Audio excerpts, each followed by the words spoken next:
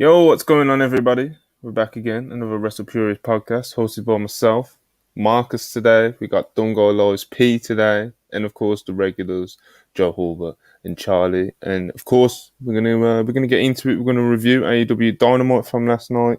We're gonna talk about this list of banned moves and spots that apparently has been sent out in a document to talent by AEW. So we're gonna get into a few things, of course. First things first, please like, subscribe, super chat if you're feeling generous. Please turn on our post notifications. Hope everybody is doing well. And I'm going to kick it round with my co-host, see how everyone's doing. I will start with, looking around the table, start with Marcus. Marcus, how you doing, brother? First of all, thank you for starting with me, Monty. I appreciate that. My debut on the flagship, I'm happy to be here, pulling double duty tonight, you know what I'm saying, being a professional. Because Manny, Mr. Hooper himself decided to pull a bad move out and didn't get cleared, so he out of here. Yeah, man. We had to discipline him somehow, you know. He's been lashing out lately. He's been going off the rails, you know. And like Marcus said, you know, he don't get his stuff cleared, bro. He's a liability. Parker, how are you doing? You're not a liability. Oh, thank you. Well, I like that Manny. I like that Manny tweeted today. AEW is so cooked, and like 5 days ago, he tweeted FTR versus Bullet Club Gold. This is one of the top 10 matches he's seen all year.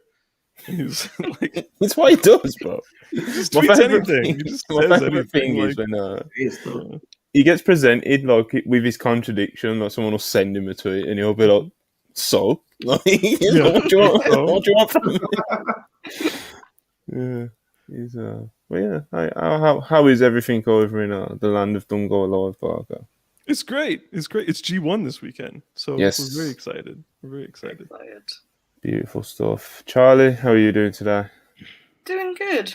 Moved location again to try and avoid Wi-Fi problems. That's not why I'm back in my uni accommodation, but hopefully it will all hold up tonight.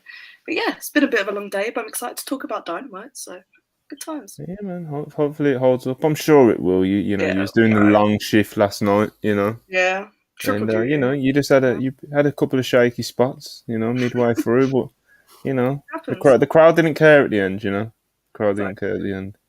Hulbert, you know all about working the crowd. How are you doing today, mate? To be totally honest, I'm incredibly uncomfortable with this blue WrestlePurists logo that's kind of hovering over half of my head. I'm really struggling to kind of navigate it, quite frankly. No. But other than that, I'm great. I'm going to swap you with Charlie. Thank you. I appreciate it. Really is. It's really got an empty space up there. So. Yeah, that's actually a good call. Okay. I appreciate it. Monty's in charge. Other than that, that's so much better. Good. That's actually right. Monty's I treat you like a Christian in WWE, fam. Put that damn logo over here. I was looking at. I mean, I try not to look at myself too much on these shows. I was like, am I navigating this correctly? Do I sell it? Do I just stay underneath the blue spot? We figured out a solution, but I'm delighted to be here as always. Beautiful stuff. We've we got the full booth tonight, and we're going to get into a lot of AEW stuff. But first things first, we've got a very special super chat from the very loyal Showtown Spurs. He sends us the big $50.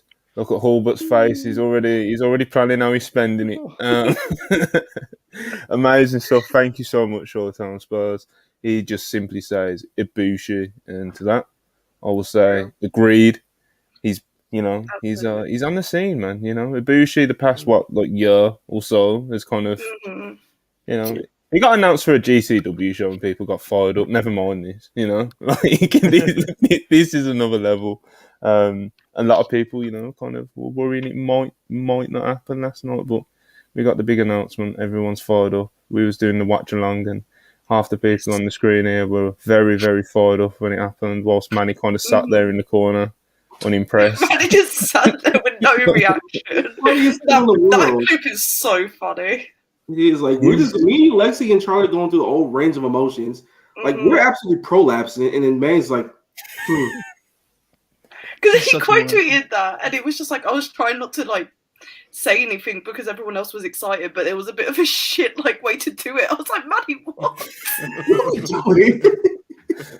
Like, he's not gonna come out like before that. Like, He wanted the big appearance and fireworks and blood and he wanted it all with the streamers. You're not getting that in Saskatoon, brother. You said it for Boston.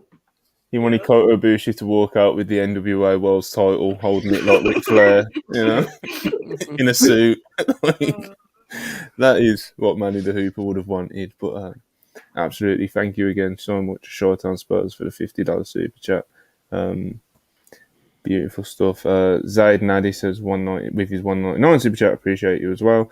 MJF is shockingly endearing. What a talent he is, man. When he taps into this, this babyface charm and just silliness, it gets over, man. It gets over. Darren Cagey, $10. I don't understand people that say MJF Cole is bad because it lowers the title. With all of AEW stars, the title program can't always be the biggest. It's okay not to be bigger than the BCC versus the Elite or CM Punk right now. I mean, I guess you would always want to aim for your title program to be like the big one, but it is fair to point out with the talent roster they've got, it can kind of rotate a bit more, To be fair, the Max thing is connecting like in a major way. It may not be the traditional top thing and it's really serious, but like I think there's an argument it's the hottest thing in the promotion though. Like if you actually look at what the audience is doing, right? Like I think you could argue that anyway. So yeah, man, definitely. It's definitely one off, so it's not like it's foul, like it's not fell into oblivion, not just yet. Anyway, it's looking good, man. It's looking good. Darren Walker, £5 super chat. Appreciate you very much. Hi guys, I can't wait for Monty's 2-page dossier on the Harley Cameron segment. Can we end QTV, please? I mean, it's not up to me, brother. Hey, Charlie tried when she was at the media scrum, Yeah. Please I come know, give man. us better stories. Well, probably tried, so I think we're just going to have to go to plan B. The next time they're here in Daly's place in Jacksonville, I'm going to just have to take matters in my own hands, unfortunately. Beware, beware QTV. We got something for you. WrestlePurists bag on his head officially. Let's just dive into this Dynamite review, man, because a lot of it comes with the stuff I want to talk about anyway. Then we'll kind of get into like the band moves and spots and that kind of piece of news after the review, So yeah, Dynamite. Let me just pull it up. Bear with me. Whole but full dead air. We're about to review AEW Dynamite, folks. Another wonderful edition of All Elite Wrestling's lead program that airs every Wednesday night on TBS. Check your local listings, of course. Fight TV internationally.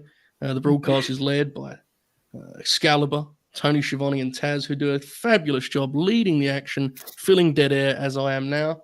This particular episode featured 2 tag matches in the Blind Eliminator tournament, as well as Chris Jericho in singles competition. And we'll start there. Yes, we will. Like, damn, I want to watch this show. Oh. Hey, call it up a Joe, man. That was amazing. You did that all with a straight face. That was incredible. Real professionalism, That's what it's programmed to do, people. Give him a raise. AEW Dynamite from Saskatoon, I believe.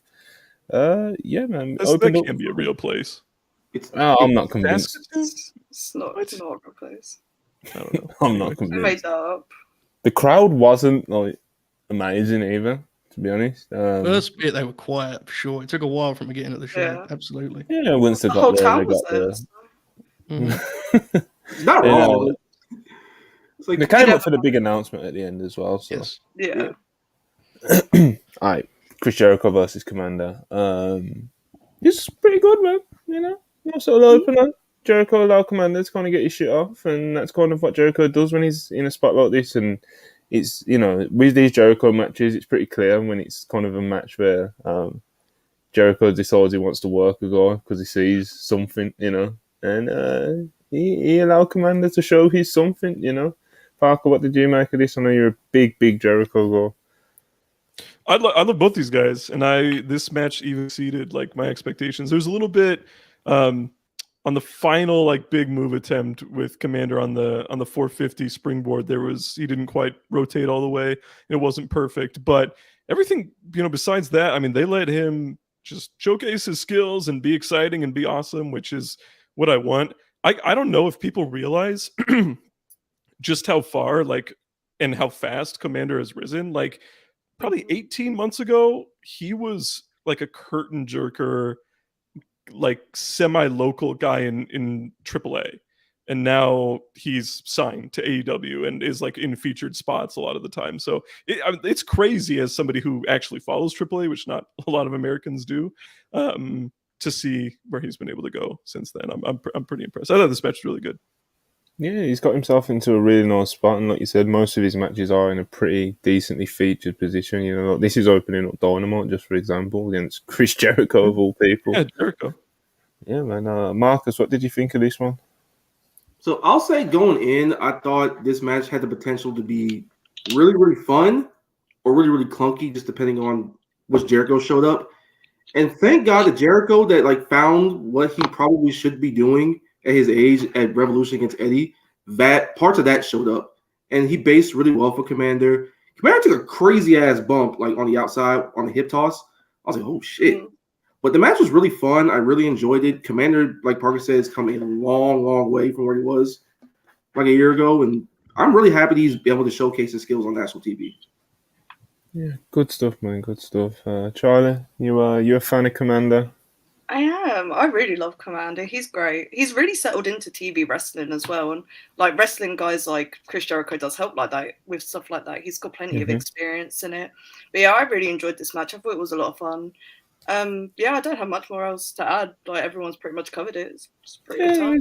It was a nice opener. Commander got to do his thing, Holbert, you got anything you want to add about Jericho showed up and let the kid do his stuff, Yeah, and I think that's the most kind of impressive version of Chris at this point, right? Is the fact that he still has a willingness to play that role and to, even if he's going to go over, to showcase a guy like this. I thought he was really impressive here, actually. I thought Jericho looked pretty damn sharp, which I think he has been much less consistent this year than he was last. So that was a good sign. And I like the match. It went better than I expected. I kind of feared it would anyway.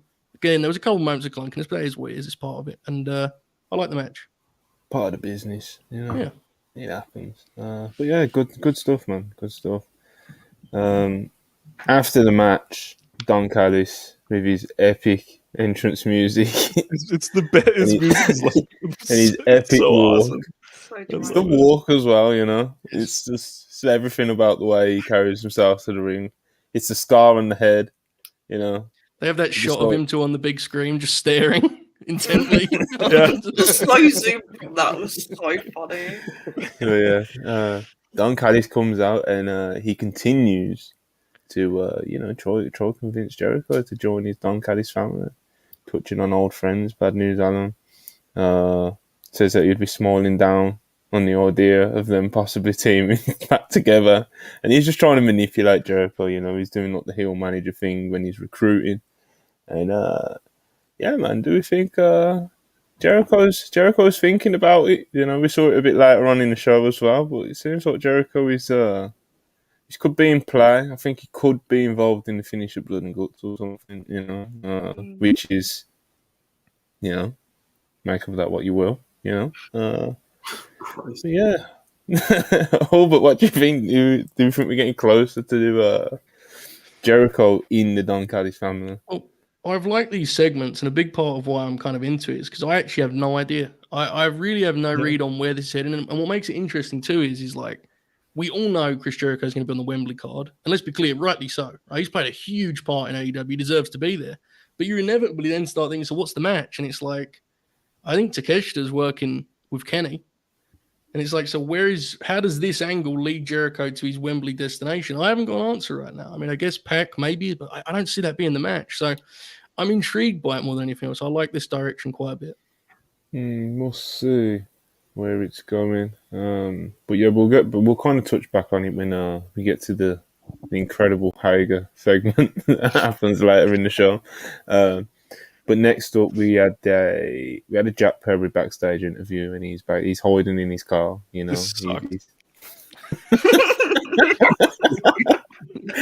I know these segments are like supposed to be funny, but last week's one was funny, and so is this week's, and I don't think that's what they're going for. Is it? It maybe is. I don't know. No, I feel so bad because I love the Jungle Boy. I think he's great. He's a great wrestler, like in between the ropes. But he's just like a fucking geek, dude. Like I can't take him seriously at all. And then Hook like gets him or like tries to, and then he like falls out of the car instead of actually. He has his hood up, and he looks kind of blind. Like just looks stupid. I was like, come on, everyone. Yeah, he's hiding in his car. Says AEW is an unsafe working environment. That classic heel line, you know.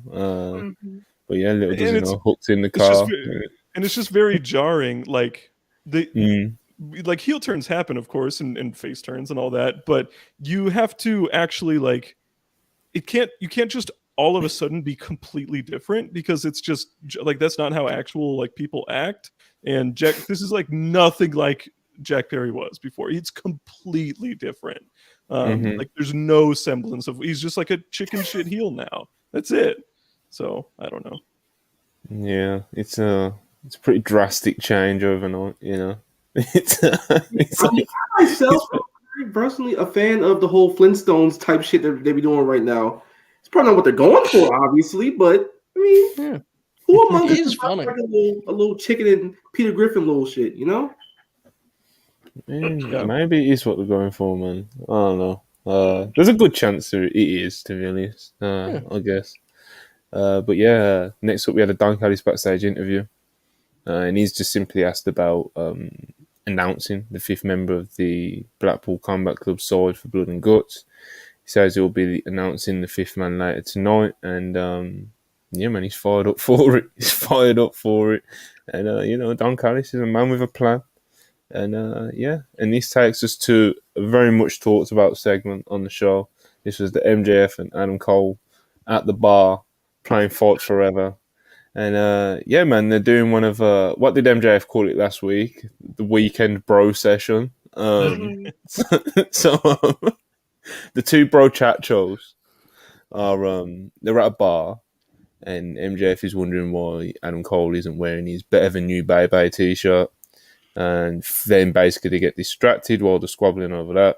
4 girls walk past, say hi to the guys. MJF then leans into Cole and says there's 2 for him and 2 for Cole. Cole shoots this down because he cares about his girlfriend Britt Baker. MJF then says there's more for him, and he goes off with the 4 girls by himself. When he comes back, Cole says he'll wear the matching shirt with MJF if they can do what he wants to do next. MJF agrees. Cole leans in and whispers something to him. MJF is not happy about it.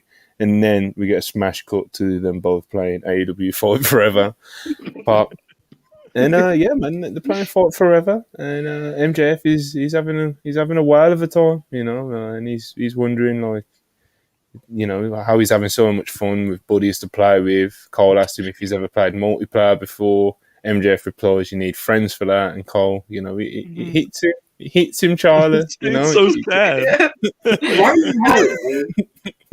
Gets him deep, you know, and you know, Cole looks concerned, and he asks MJF to pause the game. And the 2 guys, the 2 bro chachos, they have a bit of a moment, you know. They have a moment where they say, like, you know, at the start, Cole says that he was planning to just blindside MJF as soon as he got close enough, and MJF just laughs it off, and he was like, same, you know. And but they realise that they're both pretty cool guys, and like I said, man, bro chachos, and they're bonding. They had a moment, Joe Hall. But what did you make of this?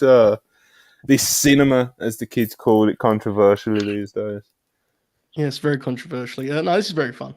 MJF is like great at these kind of developing these dynamics with individuals, right? Like, do you remember even the one he had with Spears when he was the chairman? Like, he's great at that. And Cole is really good in these segments too. I mean, I absolutely have to concede there is a part of me that when I watched this was like, I don't even need it to be 4 minutes long. But honestly, they were so over in the match they had later in the show that fuck it could be 5 minutes long next time. I mean, this thing's connected so big, and I think we're going to get into later kind of in a bigger conversation about kind of the idea that this needs to go on, right? This feels like it's a real opportunity, and that's going to be a fascinating thing to navigate with Wembley and a pay-per-view coming up. So I love the segment. They're very good. Charlie, I have a feeling that this may have won you over with the MJF stuff. Yeah, they've got me hooked on this one. It's finally happened. I have to concede. I'm enjoying MJF stuff. Like, I don't know. This story, it's just been so fun. Maybe that's what it is. I just like fun things in wrestling. Yeah. I've enjoyed it a lot. I hope they don't. Like, if they had planned to end this like soon, I hope they scrap that and just keep it going because it's honestly so good. Their dynamic's great. Yeah, it's really good stuff. Marcus, you enjoying the MJF Cole Bro Chat Joe bonding bro sessions that we've been treated to the past couple of weeks? Man, first of all, this was really just a very clever Fight Forever commercial. Let's just get that out of the way. Funny, but let's be serious. Yeah, but like, I'm very much in the same boat as Charlie. Like, we were watching Dynamite and the watch-alongs like the last 2 weeks. Like, I've never been the biggest MJF fan for like the last year or so. But every time they do this funny stuff, I just can't look away. It's so entertaining. I'm sorry, Max. Cool. I apologize, bro. You got me here. You got me. I'm not apologizing. I stand on what I said previously. I just like this stuff. I mean, I don't stand on business, but I mean, I gotta give credit where it's due. You feel me? Like, this is. Oh yeah. Yeah, this is probably the best thing he's done as champion since the Danielson stuff, and that was mostly because the match was just spectacular. And there's a lot to be said about, okay, you may not like sports entertainment type stuff on AEW, but I'm also very much a proponent of, if it works, fuck it. Yeah. Just keep going with it. It's working. The crowds love what they're doing. And we're going to talk about the match. Like, they loved everything they did. They love the dynamic. I love the entrance that they do. It's hilarious. It pops me every single time. Yeah. And like when MJF got like kind of sad, where it's like, well, you need friends to play multiplayer. Amen. Zoom in on the face, you know. You can see his face. It zoomed right in. Like, it was actually kind of emotional. I'm not gonna lie. But for real, I'm very much pro keep this going as long as it can. This is very Sammy in the Bloodline type stuff where it's not supposed to last very long, but it got so over and it got so popular, it just injected new life into everybody involved. Just keep it going as long as possible. It's good stuff, man. Parker, do you think they should keep this rolling, even if it was planned to be cut short? Oh, it's so good. It's like one of the best things they've done in a long time. Like, it's just so entertaining for TV. Like, this is like what I want out of American like wrestling TV, which is a lot of entertaining matches. You get one per show at least that's like really, really good, which I thought the main event here. And then you focus on one or two like outside of the ring segments that you think are going to be legitimately, that you actually give time to and you think are going to be entertaining. And the show did that too. And especially with this one, I love this act so much. I think MJF is just awesome. I've never wavered on him. I think he's great. Yeah, just who knew the dynamic with him and Cole. I was at the Dynamite and then the subsequent Rampage where they were announced as the team first. And I was like, it's just like, because they've done strange bedfellows. Like every wrestling promotion has done strange bedfellows. Yeah. It's like often just sucks, right? It's like, oh, will they coexist? But when you actually go the extra step and you have interesting personalities and they actually kind of act like real people, it just becomes so much more entertaining. So I loved it. This was so good. Yeah, just to go into like they act like real people thing. Like, you know, we're talking about Jungle Boy like being just a drastically different person the minute he turned heel. Cole's a babyface still, but like he's very much the same person he was as a heel, and it shows that like he's not changed really. He's just not as much of a dick, but he's still a dick. So it works. Yeah. You know, like with MJF, with like the like the leaning babyface segments and like the overt babyface actions that he's been doing when he's out there as well. It's like it's still MJF, but just kissing ass. It's all a matter of execution, man. It's very seldom the actual play call. It's the way it's executed, and this is a perfect example of that because as Parker laid out, like a lot of this stuff is tropes that we hand wave, but it's like. Give it to the right guy, you can make the same work with that. It's TV time ultimately. You can make it work. Yeah, man, and MJF is definitely doing that, and obviously Cole in the blind tag team eliminator tournament we had next up on Dynamite. It was Sammy Guevara and Daniel Garcia defeating Orange Cassidy and Darby Allin. Sammy Guevara pinned Darby Allin after interference from Prince Nana and Swerve Strickland with a flying knee out of nowhere. Yeah, man, this was nice though. This was nice. Guevara, of course, he was oblivious to how this finish went down, and he was kind of leaning babyface in this, as Garcia was more like overtly heel one. Guevara and Darby shook hands reluctantly after the match. But yeah, this was I'm not sure if I was surprised by the result, but I'm definitely not mad at it. But Hulbert, what did you think of the match itself?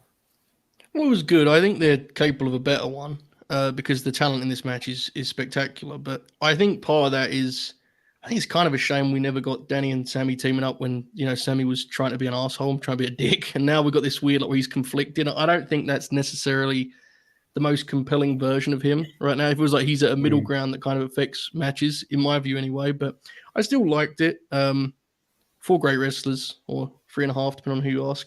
They're going to give you good wrestling. I think they're capable of a better one, but I like this nonetheless. As to the result, I was surprised slightly because after we talked about it last night, I kind of talked myself into Orange and Derby, for the tournament here, but it wasn't too surprising. I like the match, though. Yeah, it was a nice match, don't you think, Parker? It was a nice bit of business. Yeah, it was solid. The interference stuff and the result made a lot more sense later in the show with the continuation of the Darby and Swerve stuff, which hopefully we'll get at a pay-per-view, which would be great. But I thought it was solid. I love DG, and this is the best version of DG yet. He's just preposterous. He's just insane out there. It's great. Not only is he a great wrestler, and especially for how young he is, he's gotten that freak bull ass dance over It's awesome, bro. Everybody was doing it at Dynamite when I went because he was up against Shibata and he was doing that stuff, and it was great. Yeah, it's so good. He's great. I love DG. He's awesome, man. He's awesome. Absolutely good stuff. Charlie, you got anything you would like to add on this? Not really. I enjoyed the match. I thought the kick that Swerve did looked fucking incredible. And he was straight awesome into the crowd. I don't think he even touched the fucking floor after that. He just flew straight back over. It was such a great camera shot too. Yeah, the camera work on that was awesome. But I enjoyed the match. I thought it was a lot of fun. I need to say, for an AEW distraction finish, this was one of the good ones. He wasn't blatantly in front of the referee or anything. Swerve done what he needed to do, got out of there. There was a reasonable distraction for the referee to be properly distracted. He was, obviously you're protecting Darby, which I don't think anyone's going to complain too much about. So, man, one of the good ones. Speaking of good ones, we had the Nick Wayne video package, and I think they've really nailed it with these. Trying to help him and of course Darby last week, telling the Nick Wayne story, touching on of course the passing of his father, and when he was younger and how he wants to pursue professional wrestling and keep the family name going, and just again just giving some good background. Parker, these have been good video packages, man. Oh my God, they've been so good. If you're an F4W or Observer follower, you've known about Nick Wayne and Buddy Wayne, of course, for a long time. And just so to see this play out on national TV is pretty crazy. But I'm so happy for Nick Wayne getting a big spot in the main event. And I hope when we get to the main event, we talk about one topic of discussion today has been whether he should have won in his debut or not.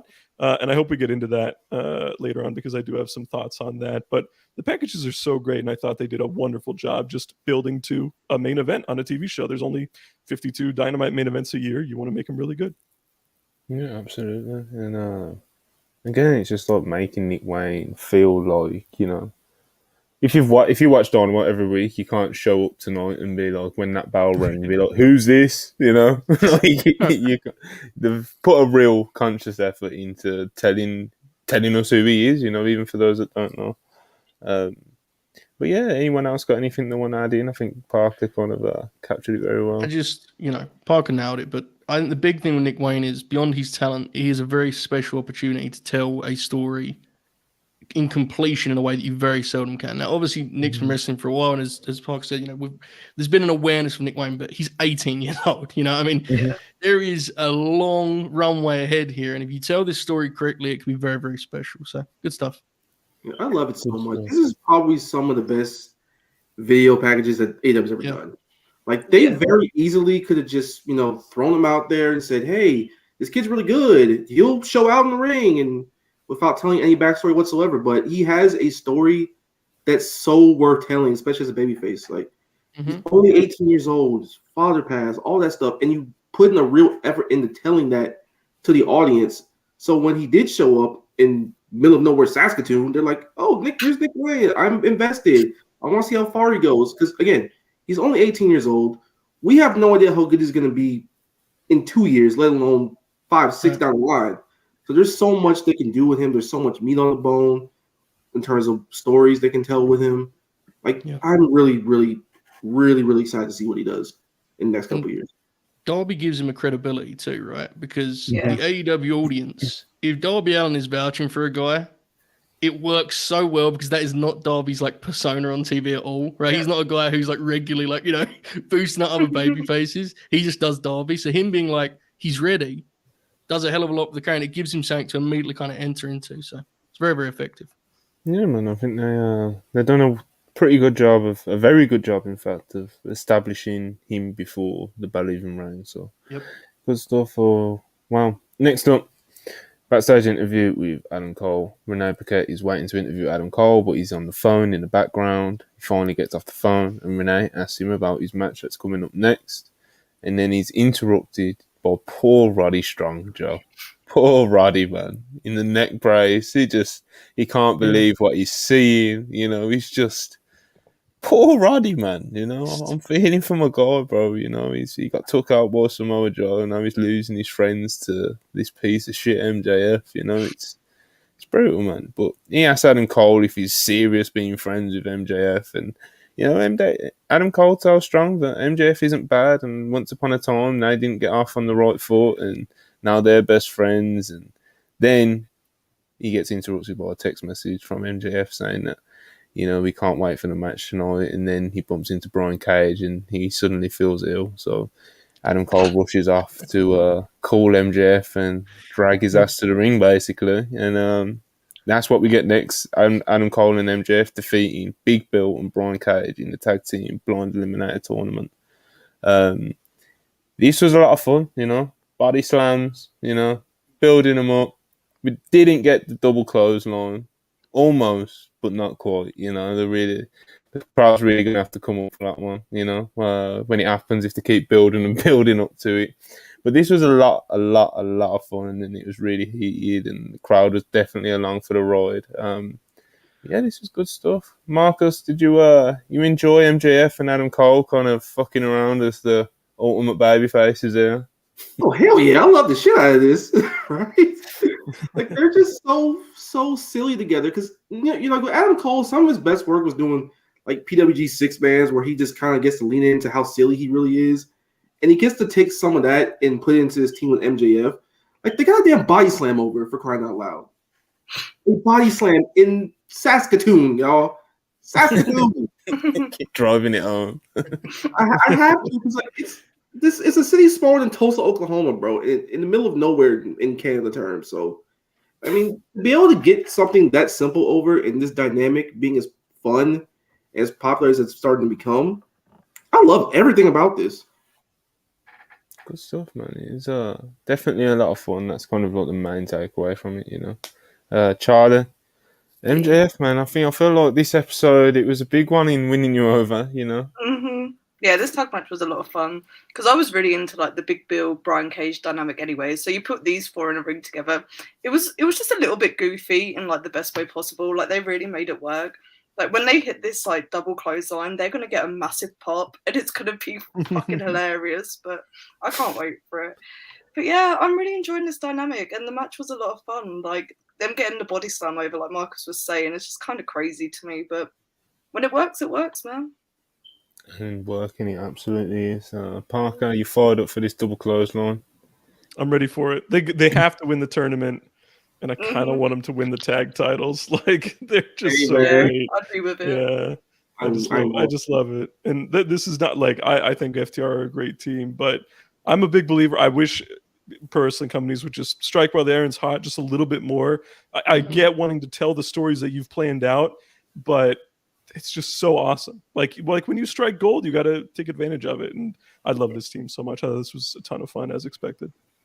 Absolutely. And Joe, I think it's pretty safe that they're getting very close to striking gold with this MJF and Adam Cole business. It's fascinating because there is a reason Roderick Strong is still involved in this story. There's that wherever and I know this sounds like I'm doing my bit, but like genuinely, he's been on the TV show now for like 3 straight weeks for the neck brace, and it's like, you know, it's whatever it's 2 weeks it's been, but for Dynamite that's like a year. So, you know, I think he's gonna, whatever the conclusion is, he's gonna be involved. I think it's really hard to say that the best play here is a turn in either direction in the next month. I just think that I just don't think that's the right, you know, way to go with it. But unfortunately, this is a very particular time in the promotion. So it's like, okay, we're not going to do the turn. What does that mean for Mac's next pay-per-view? Because if he's going to be working, you know, Punk in Chicago, for example, that dynamic then becomes very different, right? If he's friends with Adam Cole and they've got the tag belts, whatever it may be, what does it mean for Wembley? So there's moving pieces, but I think this is so hot that you really need to consider what those moving pieces are and get to moving some of them, because they've got something special here. You know, the other example, Marcus brought up the Bloodline Sammy one earlier, but Owens and Jericho back in the day, right? I mean, Owens and Jericho was supposed to be like a couple months thing. They got 6 months out of that and one of the all-time great WWE angles to cap it off. It's like the longer you go, the more that turn means. I think one thing is however like long they go with this, I think you really have to consider MJF being the babyface when we leave this deal. Yeah. I really believe that. I was bullish when he came back last fall in terms of I think it may be time to let the people cheer him. We're almost a year forward now, and I still feel that way. They are ready to cheer Max. And I know he wants to be a heel and he loves being a heel, but you look at the AEW roster, and as great as it is, I think you can argue the top babyface role is still vacant, right? It's like it's kind of a weird thing we talk about. It's like it should be Kenny, but Kenny kind of wants to do his own thing a lot of the time. Maybe it's Max. Maybe he's been right in front of him the whole time. I kind of feel he has been. So much to kind of delve into in terms of what they do, but beyond anything else, I'm enjoying the ride thus far. Well, yeah, like you said, you know, that top, tippy top main protagonist, main babyface of AEW has been missing for a minute, and you know, we touched on it last week, and we did talk about MJF possibly turning babyface, and if anything, like this week, seeing it again, you know, it's like it's easy to stick your heels in with thinking that he's the option, you know.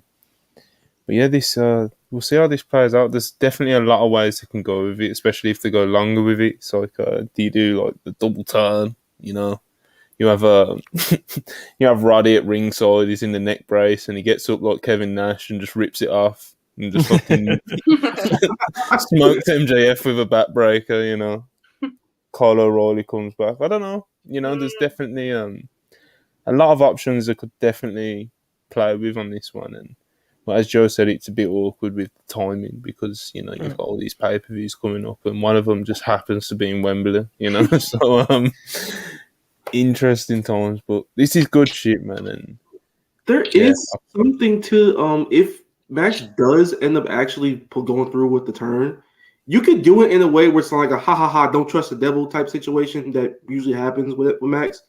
You could do it in a way where, like, he does it in a more subtle way where he just kind of befriends Cole and just kind of rips him away from Roddy and kind of complicates his relationships, but not do it in like a outwardly malicious manner that he normally would. Like, there's ways they can go with this that would really benefit Max, either if he just goes babyface straight up or he does the turn. You could do it in a more smart way. Yeah, man, I think definitely a lot of ways you can go with it. Darren Cagey, $5. He says, I love the MJF Cole team and the idea of face Max, but I will give it up in a heartbeat for Eddie beating Max at Grand Slam. Hey, man. It's one of those moving pieces. That's a hard one to move, you know? Like, if that's what you were headed, that's difficult. Yeah, I don't know. Let's be fair, it's a great problem to have, right? Yes. Like, we have these great plans, but this red hot thing may get in the way of them. That's a great problem to have, but very interesting situation. I don't envy Tony Khan one bit. I don't. Nah. Tough job, you know. Tough job. Appreciate you, Darren, as always. But yeah, man, let's back to Dynamite. Backstage interview with Jake Hager. Really touching, pulling on the heartstrings with this Hager business here. So Renee and Hager, they're outside Chris Jericho's locker room, and they're preparing to go in. They're going to go in and interview Chris Jericho. Hager and Renee then go both inside of Jericho's locker room, and basically Hager's questions Jericho if he's seriously considering joining the Callis family, and Jericho says he doesn't know. There's a lot of history there. Hager responds by saying they've got a lot of history. Touches on saving his life, bringing him to AEW, etc., etc. It's getting deep, And Hager basically says he needs Jericho to be straight with him, and if he can't be straight with him, he can't give him 100, and he hands him back the famous purple hat. And there's this slow, almost felt like there was sad music about to play. Parker's tearing up, But before you lose it, Parker, what do you think of this, man? Look, Chris might be leaving the JAS behind. It's just classic Chris Jericho. Chris Jericho is so. This is going to sound wild, and it sounds bad, almost bad now. But 5 years ago, this would have been really good. But Chris Jericho is to pro wrestling what Kanye West is to hip hop music, in that he comes up with like Kanye was so good at coming up with all these hooks, right, to all these songs, and even in his rapping, it would be really memorable and catchy. And Jericho in wrestling, seemingly no matter what he does, he's able to come up with these little gimmicks and little refrains that he always goes back to, or that his lackeys always go back to. And it's just so entertaining always. And so this dumb, stupid hat that Jake Hager's had on his head for 6 months to a year now, longer. Yeah, it's been longer than that. It's legit, oh man, this is serious, not the hat. If you think about it for 2 seconds, it's this is nothing. But it's so impressive that he's able to get that stuff over. And, to what Joe was saying earlier, I love that you don't know where this is going. And I love that one of the things I think AEW has leaned into a lot more recently with the BCC and Elite stuff is having things connect throughout your show. It's not like every quarter hour is a different segment that has no interaction with everything else. Because I think that makes for a more interesting television show when things are connected. So even though it was a simple little segment, it's yeah, what are they going to do? What's Jericho going to do? I don't know, but it's great. Charlie, you as devastated as we are about, how you like that hat, bro? Absolutely, man. Gutted for him. Hope it all works out. I have no idea where this Jericho stuff is going, and that's keeping me tapped in. So that's a good thing. I hope he's not involved in Blood and Guts, but we'll see what happens next week, I guess. But yeah, no, I thought this was for what it was a good segment. It made me laugh, which I don't think it was meant to, but that's wrestling. So yeah, I enjoyed it. Happy days. Holbert, did Hager pull on your heartstrings, mate? Not really, but I just want to compliment Parker on his relative restraint in that Kanye comparison. He stopped at a line that I really respect. As a friend, I just wanted to compliment you on that. I wondered how far you were going to, I'm keeping it. No. Can't say he wasn't accurate. He's a real pro. I got respect. And this was fun. I mean, Hager claiming that he gave up his undefeated MMA career to be in the JAS is so real. Man, you don't know what I give up, man. You don't know what I left behind. But this was fun. Did you guys? This is changing subjects a little bit. Did you guys see the Ring of Honor TV title tournament that was just announced? Yeah, that's what I was just looking at. I'm quite mad about really, it. Really bad, in my opinion. But, you want to read out the bracket for us, Parker? Yeah, it's just a mini tournament, just 4 people, and so one side is Dalton Castle versus Tony Nese, and the other side is Shane Taylor versus Sean Dean, and that is that's who the winner of this tournament is going to be, who faces Joe at Death Before Dishonor.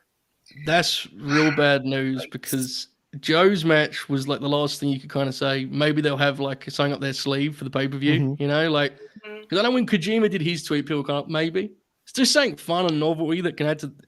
I got some love for some of the dudes in that 4-man bracket, but they are not pay-per-view matches for Samoa Joe. That's crazy. This is a punt if I've ever seen one. It's crazy. Yeah, they're just like whatever. It'll be Shane Taylor, I'm pretty sure. And that match actually could be pretty good, but like it's like Shane Taylor. You know what I mean? Like, it might be Dalton, honestly. I know Joe's a pretty big fan of Dalton Castle, and it's probably an easy night's work for the big man. So let me do a 10-minute house show match with Dalton. But we'll see. We'll see how it plays out. But I'm sure it's going to get everyone subscribed to Honor Club. I have given. I said this in the chat, which you're not in anymore, Monty. But they have one more week. If next week, if I look at the card next week blind, and that could reasonably pass for AEW Dark, I'm unsubscribing. I can't do it. I can't pay him $10 a month. I subscribe to everything, but you can't. That is true. I cannot pay for AEW Dark. I'd pay to not watch it. It's well, because this runs deep, man. I subscribe to BJW Core this week. That's how in deep I am. In the trenches. It helps us, If I ever need to tap into the BJW files, I'll politely request a password from Parker, But yeah, man, happy days. We were all devastated about the hat. Ruby Soho defeats Sky Blue in the Women's Owen Hart tournament. During the match, Toni Storm and Saraya, they're getting involved. There was quite a, we were just talking about distractions earlier, about how good the one was pulled off with Swerve and Swerve and Co. But this one was, Toni Storm literally ramming Sky Blue into the steps, like right in front of the referee, and then only getting ejected. Was win some, you lose some, pal. There you go, man. It weren't the cleanest, but yeah, man. The match itself, Sky Blue, she sold the leg. Ruby Soho, she managed to get it done in the end, and the crowd was with it. And this was not a bad bit of business. I didn't think. Hulbert, what did you think? Actually, this was quite good.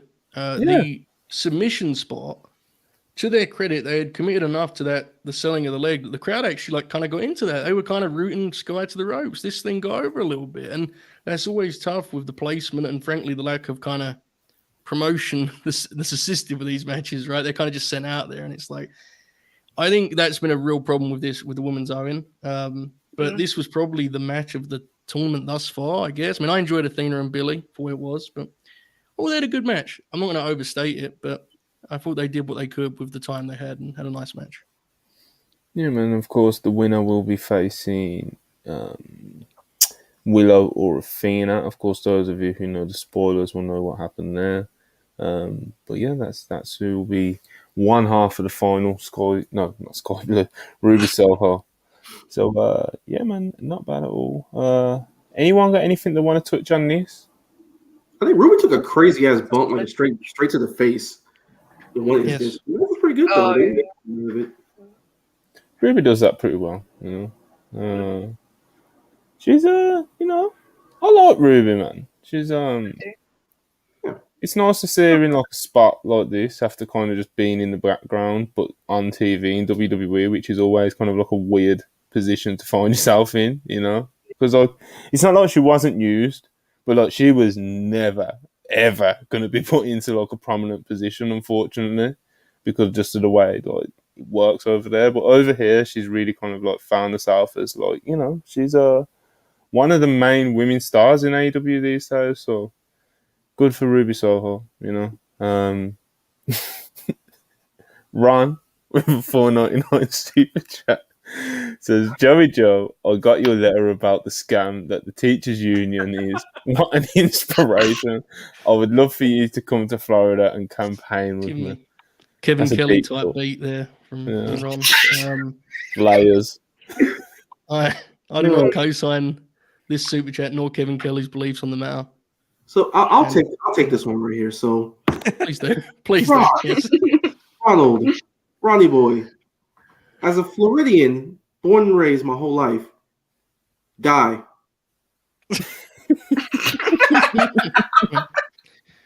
Would you be okay, Marcus, with like whenever I do these shows, would you be okay kind of being backstage in the stream where you could come in and just counterattack that every time? It made it was a lot better for me. Usually I don't really know how to fend it off. I appreciate that, man. That's good. I'll be more than happy to. Anytime I can say fuck Ron DeSantis, I will forever take the chance. I've been telling everyone on our roster this. Are you aware that Manny doesn't know who he is? Are you aware of this, Marcus? It's not shocking. That's the same response everyone's given me thus far, so I just wanted to make sure. All right. It's Manny, bro. It's like, all you can say is it's Manny. Yeah, so you didn't get cleared today because, best thing I can tell the people is it's Manny, you don't know what you're going to get. He's like, he might have ate a spaghetti bolognese earlier and passed out. He might be stuck at work. He might be, he might have a fucking disabling back injury, Pick up basketball game that you had to make. You just know. I will give credit to Manny though for getting the all-in ticket sales right at this point. I will forever give him credit for that. Yeah. Oh man, he called the big one. He does know what he's talking about on some level. You just have to kind of dig for the level. That's the key. It's not his job to tell you the level. You have to find it for yourself. But there's something going on there. He knows what's happening. You may not know now. There's some jewels in there. You just gotta. There is. You gotta dig. Yeah. You gotta dig. Yeah, he helps us keep the lights on. He's hopefully he can get cleared soon and we have him back sooner rather than later. QTV premieres a Harley Cameron music video. What the fuck, man? I just why? Who's this for, bro? Like, I don't get what this is advancing and who this is making me. I don't know, man. Like on a Dynamite that was so good up until this point, it felt so out of place. Like it was just very bad, I guess. So I'll say this: I like Harley Cameron. I think she's a very, very talented young woman with a lot of assets that are valuable to a place. With that said, keep them Iggy Azalea ass bars on Friday, please. On Friday. Oh man, I mean, I can't disagree with you, to be honest. I don't even want it on Fridays, Don't want it. Not my kind of thing. Not what I'd be dedicating my TV time to on my main show. Parker, you pumped your fist in victory when I brought this up.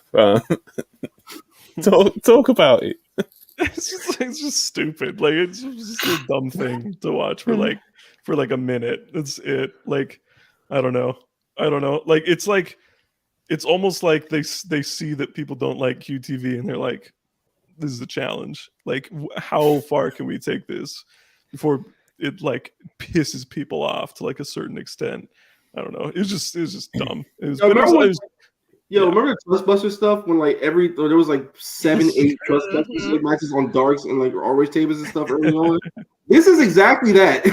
Tony's basically just trolling everyone with this shit for no reason. Because why the hell not? QT Marshall has an ambulance match against Penta at Triple Mania this weekend. So sure does. He's got a real for that. That's the sort of QTV we need on Dynamite,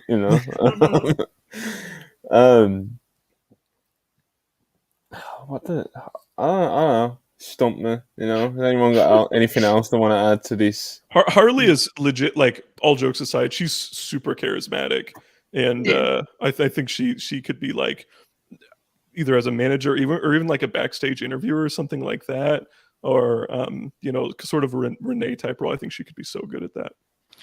I honestly have no beef with Hennigan and QT being a team and her being the manager.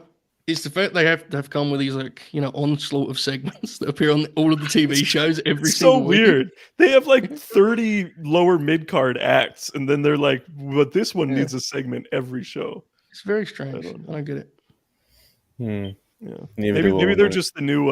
They're just the new Sanjay, Jeff Jarrett, Jay Lethal stable, where they're just going to be the the lower mid card heels for the next 3 months or whatever. But yeah, I don't know. Yeah, honestly, that comparison is never. Jeff Jarrett has never sounded so good as he did in that comp right there. I was like, get the big man Satnam back out there. I'm ready to go. Yeah, man. We'll see what's in store for QTV.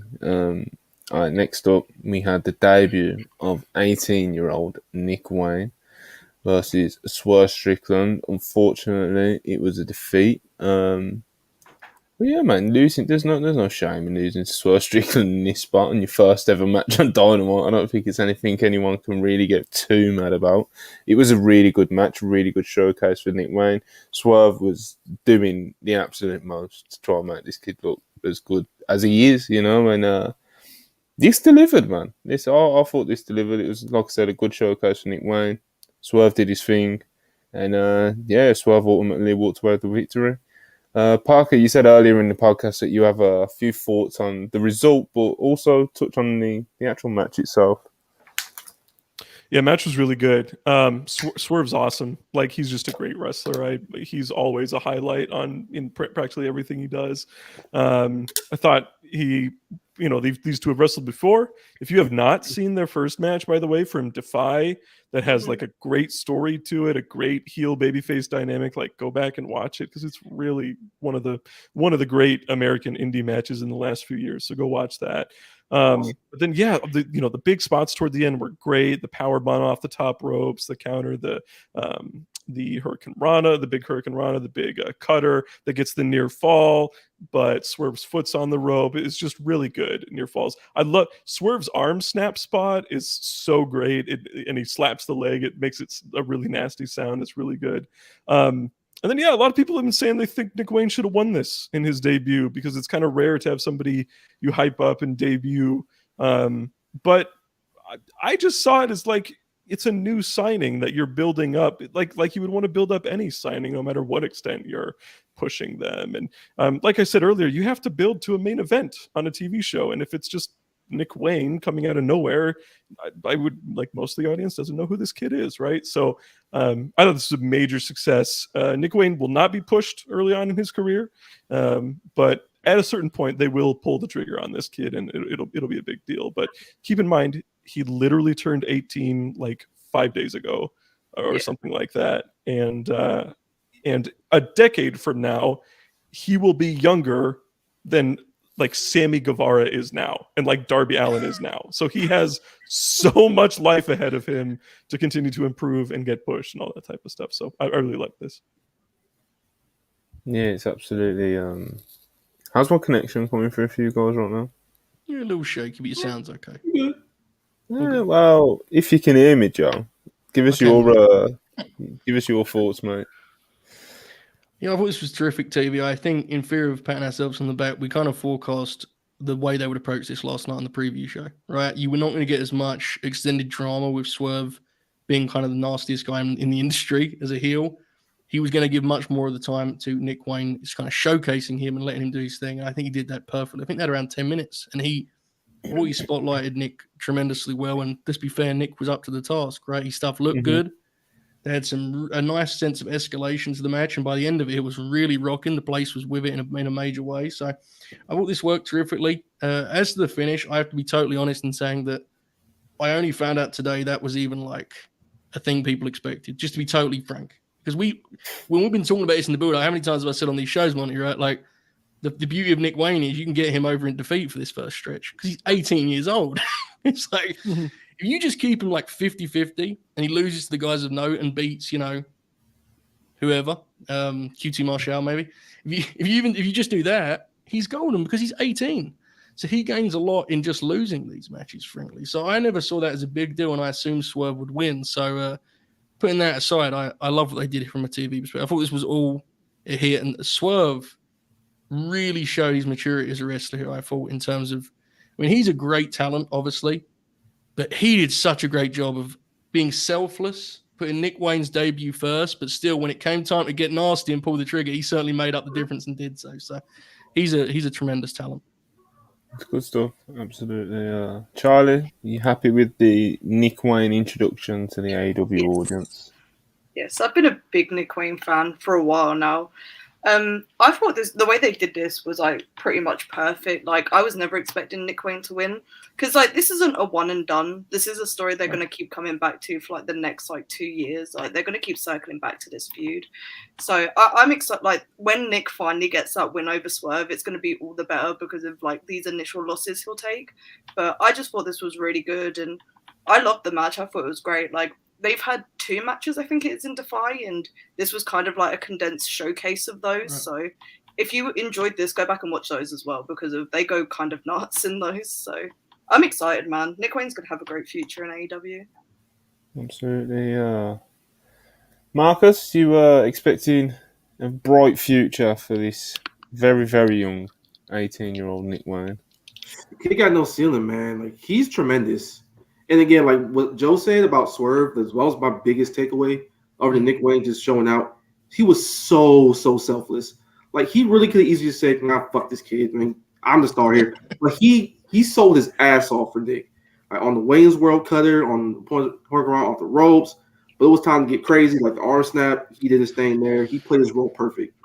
But as for Nick, again, like he turned 18 5 days ago. The kid's barely legal, getting over in the middle of nowhere on national television. He's got a huge future. He's going to be fine. He was never going to win this match. Just go 50-50 with the top guys and beat anybody else. He's going to be okay. He's going to be a different wrestler at 20 years old, let alone 25, 30. So, I've made the comparison recently. Like, you know, again, I always stress it's not the same talent, completely different talents and at different points in their career, but look at how over Takeshita got doing that exact thing, right? Losing the feature matches, getting wins on just kind of on the side, and people got into him huge. Now, again, a different level of talent, unquestionably, but also Nick Wayne has a lot more time because he's 18 years old, so we can do that progression more steadily with him. So it'll work fine. Yeah, it's all the time in the world is kind of the common sentiment that we all share because you know, as Parker pointed out, he's a decade away from being the same age as what some guys that people class as young now are, you know. So, you know, Darby and Sammy are, you know, they've got like 11, 12, 13 years on the guy, you know. So, yeah, man, he's nothing but time and there's a lot of talent there for sure. So, yeah, man, nothing but time. Let's get into a couple super chats. We've got a couple more. Keep them coming. Always appreciated. And my Starwind, $5. The lineup on the show today has been really fun. Appreciate you. I digged in the New Japan archives and that Akira versus Despo match from Boss J 30 was fantastic. That match is so good. That was one of the best matches of the tournament, honestly. Mm-hmm. Great match. If you like New Japan, if you're getting into it, watch Dumb Guy Live. It's our Pro show every Tuesday. That's what this business is all about. Yeah, the only real pure Raw show. You know, it's big season for Dumb Guy Live. We got to put it over. Big time big season. Big season. It is, man. The G1 starts this Saturday, and I believe the Princess Cup is starting real soon. Princess Cup. We got the N1 all coming up. It's big. It's big. The King of Gate. It's big things happening. That's one for Murph. Look at this year, isn't it? Murph always trying to like sneak Dragon Gate stuff into like you know into the subject. The show that's reviewing their Wrestle Kingdom equivalent, he's like gone. He's like, it's 4th of July, I can't make it. Anyway. He's something, that kid, you know. Mm-hmm. But Parker keeps him in check for the most part, you know. He does. Nadine. Oh, fuck. Yeah, Nadine says $5. Joe, have you heard from Boris recently? He's not returning my calls. Tell him to call. Thanks, babes. Not friends. Leave me alone, please. I think they just love seeing you react like this, Joe. You know, it's just... I can't help it, mate. You know, it's what it is. It's a late hour. I lash out, you know. Wrestling 84, 199. Mogul Embassy is my favourite mid-card stable right now. It's good stuff, man. It's good stuff. Yeah. And shout out Prince Nana. He was doing this shit. He's so good. He's so funny. He's like comedy, his physical comedy is top tier. he's quietly like one of the coolest stories in the business right now, and it's absolutely going under the radar that he's just like a guy who's on Dynamite every week. It's like he told someone that 2 years ago would have been quite the feat, but he's there and he's rocking it. He's doing great stuff. Yeah, man. Absolutely. People like him. And, like you said, he's been around for fucking ever. And him finding himself now in this position, it's cool, man. Shout out Ring of Honor. I know I've skipped a few video packages and stuff, like the kind of, the replays, etc. But we did get a Lance Archer video package. He's coming back. He's looking mean. Everybody's got to die. He's Joe, the big man is back. He is. I don't know for how long, but I'm always a big fan of here is our professional wrestler who's been traveling the world kicking ass. That's real. I mean, that's as good as it gets, right? And I love that stuff. I do not know if this is, I don't want to get into spoilers, but, I think it's a pretty short-term microwave situation. We'll see. I could be completely wrong. I like Lance. I like Archer a lot, man. Yeah, it's great. He always kills it when he gets on AEW TV for the most part. So, It was a bit of a jump scare seeing a wrestling show that happened 20 minutes away from my house on Dynamite, but I was like, Jesus Christ. They wanted to have a little bit of sound. They wanted a little sound so you could hear like Quilden like yelling, "Oh my God!" I watch it, but their audio, man. Oh, it's awful, Yeah. Charlie will put in a word and get it sorted out. Yeah. I'll message the people. It's part of the board, Oh yeah. All right. The main event of this show was the Don Callis in-ring promo, where it all goes down. And just to show some extra respect to our friend Showtime Spurs, we're gonna put the Ibushi super chat again for this one. All right, so Don Callis comes down to the ring. He says he's excited to announce his 5th member for Blood and Guts to take on the Elite, and they will slaughter the Elite. Callis then starts to cut a promo on Omega. Omega then comes out, no shirt on, looking ripped. He's ready to take out Don Callis, man. But before he gets to the ring, he's jumped by Moxley and Takeshita, and as he's trying to fight them off, none other than PAC returning from what PAC does. I was going to say injury or whatever, but there's PAC returning from whatever PAC does. But yeah, man, he looked great. He attacks Kenny Omega with a chair. All three, even Don Callis joined in, so all 4 guys then start to beat up on Kenny Omega. PAC grabs the microphone, reminds Kenny Omega of when Omega broke his nose, ruined his championship goals, etc., etc. The 4 men then set Omega up with a chair wrapped around his neck. PAC climbs to the top rope. Moxley asks Kenny Omega if he has any last words. And Kenny Omega is laughing like a true sicko and tells them to check the screen as they have a 5th man also. And the lights go out and we get a video package that starts with "He's coming," and he's coming indeed. Kota Ibushi, the one that I'd like to say everyone was hoping for and expecting in this spot. He's finally linking back up with Kenny Omega and the rest of the Elite to form the Golden Elite to take on the Blackpool Combat Club and PAC and Takeshita at Blood and Guts next week in Boston. Huge pop when Kota Ibushi was revealed from the crowd. Huge pop. The light comes back on and the rest of the Elite are in the ring. They save Kenny Omega. Kenny Omega gets on the microphone, cuts a promo, and got all his classic lines in it. And yeah, man, Blood and Guts, it's set. We know who's in it. We got the big angle at the end of this show. And full steam ahead, man. Kota Ibushi, is he all Elite? We don't know just yet, but this is definitely a very, very happy start, The Golden Elite is back, Charlie. Your dreams have come true. It's finally happened after weeks of failed guesses, Yeah. It's like any hint of, they need an extra person, it's going to be Ibushi. But no, it finally happened. It's been 5 long years, almost 5 years anyways, of waiting. I'm just really excited for next week now. I'm glad that they didn't actually send him out, but they did reveal who it was. like because they got that pop and like everyone kind of knew who it was anyways. But like the reaction next week when he comes out is going to be absolutely insane. And I'm very, very excited about it. The match is going to be great. I'm excited that it was PAC as well. Like these were like the best two options that they could have gone with for this. So it's gonna be good shit. I'm very excited. Yeah, PAC of course makes all the sense in the world because he's had like this really bitter rivalry with Kenny Omega, literally pretty much since the company started. So really great choices, don't you think, Marcus? Well, I love those choices, especially PAC. Because one, PAC is motivated by just absolute powerful hate. And there's no one he hates more than Kenny Omega. Because the whole like forever rivalry that he's had with John Moxley since day one, he's had that same thing with PAC. And plus, PAC being on my television is music to my damn ears and my eyes. So I'm happy with that. And Ibushi, man, like I'm pretty sure that a lot of us knew that at some point, he was probably going to end up doing something in AEW.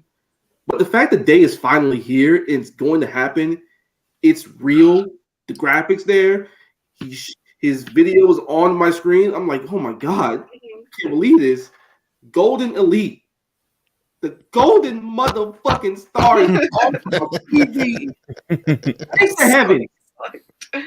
He's here, man. He's arrived. It finally happened. You know, it's really funny with Ibushi because, like, you know, when AEW first started and we knew the Elite were going to be heheavily involved, etc. Like, there was a few New Japan top talents that people kind of circled as like one day, and I'd say like they were Jay White, Will Ospreay, and Kota Ibushi, and obviously Jay White's ticked off. Will Ospreay's been on AEW shows, but he seems to be a very New Japan loyalist, you know. But he's still around, and we get the Will Ospreay. You know, we get our bit of Will Ospreay on AEW pay-per-views, and now we've got Ibushi showing up for the first time for Tony Khan, and it almost feels surreal, even though it's something that people expected a long, long time ago. Hulbert, what did you think of the announcement? Yeah, I think the word surreal is definitely fitting for when the graphic came up, right? And you had the line up there, and then you realize what the other team is, and you realize like just how ridiculous this talent pool is. I mean, the idea that this match was originally going to have Danielson, it's like, oh, we'll pivot to PAC, I guess, you know, like, you know, like that's the beauty of an incredible roster. But I will say the segment had like this is the kind of hilarious wrestling logic that I truly love and appreciate. Like the idea of like the Bucks and Hangman watching this, like, listen, man, he's got to get him to look at the screen, you know, like what if they didn't ask Kenny? He's just dead, you know. Moxley asked if he had any final word. No, but I mean that with like genuinely, that stuff always pops me. But yes, I was the right way to do it because as Charlie mentioned, you get 2 pops, right? He's a big enough deal to the AEW audience that you're going to get a pop for him appearing on the screen. And the way they did it too well, the first actual shot you got him in was like a silhouette, like shadow boxing, but you could immediately tell when the place came out. It was great. And next week you get the real pop.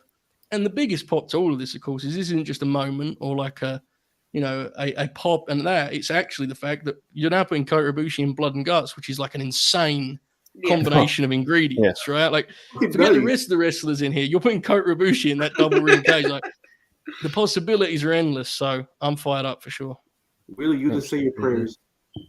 Yes, you better pack 10 lunches, really. You. But yeah, Parker, this is an insane lineup for Blood and Guts, don't you think? It's it's. I still kind of wish it was Danielson over PAC, but I mean, outside of that, just the Ibushi get is so huge for this company. I remember when AEW started, and there's still, you know, I think they're the best American promotion ever, but there was so much excitement around AEW when it started. And if you recall, see, I can't even remember who he was feuding with off the top of my head, but Omega was was in a feud with somebody, and they played a video package that was like video game-ized. Maybe it was when they were teasing the Dark Order. I can't really remember. It was a Halloween episode, right? What was it?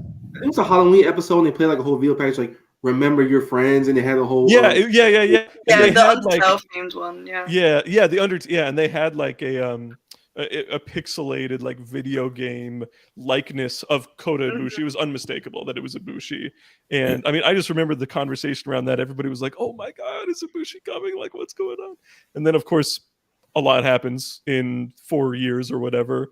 Ibushi becomes IWGP World Heavyweight Champion, and then he quits the company under dubious circumstances that may or may not have involved Yakuza or broken shoulders or something like that. So, and strangely, Taka Michinoku as well. But now, after all that, he's wrestled 2 matches in the last 2 years, and they were 2 matches in GCW, one against Mike Bailey and one against Joey Janela.